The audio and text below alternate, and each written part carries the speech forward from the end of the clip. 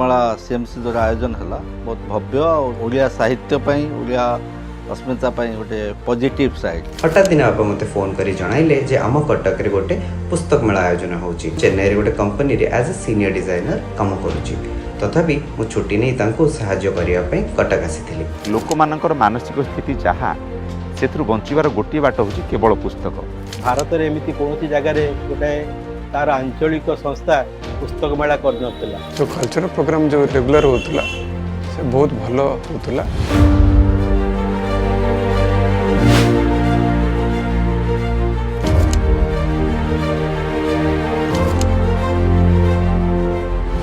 कटक रे जो पुस्तक मेला सीएमसी द्वारा आयोजन है बहुत भव्य और सुंदर आयोजन है। कम समय भितर जो भाई आयोजन करते वास्तविक प्रशंसा योग्य। सेठी रियल रीडर माने आसते अन्य जिनस किसी किणला वाला कि बिकिला वाला कहीं नथिले। केवल बही संबंधी लोक प्रकाशन संबंधी लोक पाठकीय संबंधी लोक सेठारे सम्मिलित होउतले। आउ प्रत्येक दिन संध्या बेले जो सांस्कृतिक कार्यक्रम सीएमसी द्वारा आयोजन करा जाउतला तादरे छोट छोट पिला माने बड़ बड़ लोक माने बुद्धिजीवी माने समस्ते इनवॉल्व रहउतले जोटा कि आम ओडिया साहित्य ओडिया अस्मिता गोटे पॉजिटिव साइड।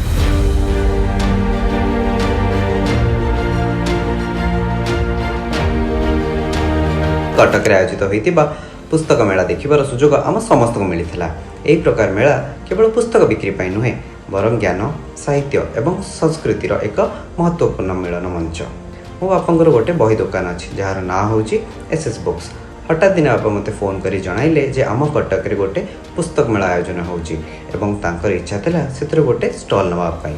मु वर्तमान चेन्नई रे गोटे कंपनी रे एज ए सीनियर डिजाइनर काम करूची। तथापि मु छुट्टी नहीं तांको सहाय्य करिया पई कटक आसीथिली।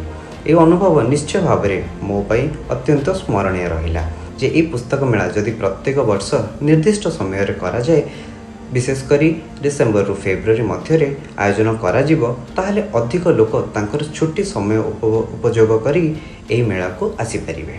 आशा करूची कि एही प्रकार प्रयास आगो को मध्य निरंतर चलिथिबो।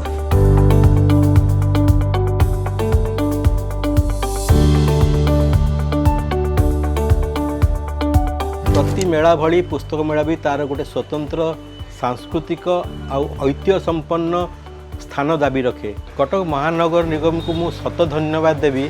भारत रे एमिति कोनोसी जगह रे गोटे तार आंचलिक संस्था पुस्तक मेला कर नथिला। पुस्तक संस्कृतिर एक महान अंग। मोर निजस्व अनुभूति बहुत सुंदर थिला।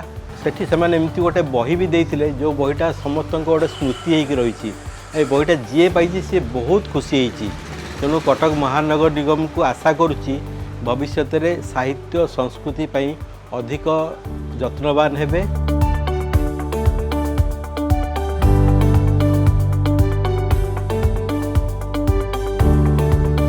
विद्यापुरी जो बुक फेयर एथर पार्टिसिपेट करथिला बहुत भलो थिला। बहुत वर्ष परे भी बुक फेयर एटा टिके हैला बहुत भलो थिला। मैं एक्सपेक्ट करू जे कमिंग ईयर भी आउरी बहुत भलो हबो। आ सब जते पाखरे स्कूल भी जेंते पिला कथा कहले जते पाखरे कटक डिस्ट्रिक्ट के जदि कॉलेज पिला भी जदि आस परिबे फैकल्टी आस परिबे मो भाबुची बहुत भलो होता। सो कल्चरल प्रोग्राम जो रेगुलर होतला से बहुत भलो होतला।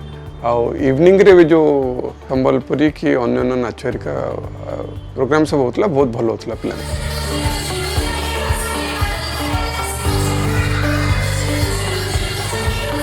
लोक मानकर मानसिक स्थिति जहाँ सेथुर बंचिबार गोटे बाट होची केवल पुस्तक।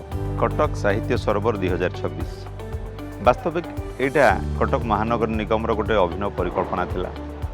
वास्तव सफलवादी सफल भी होईची।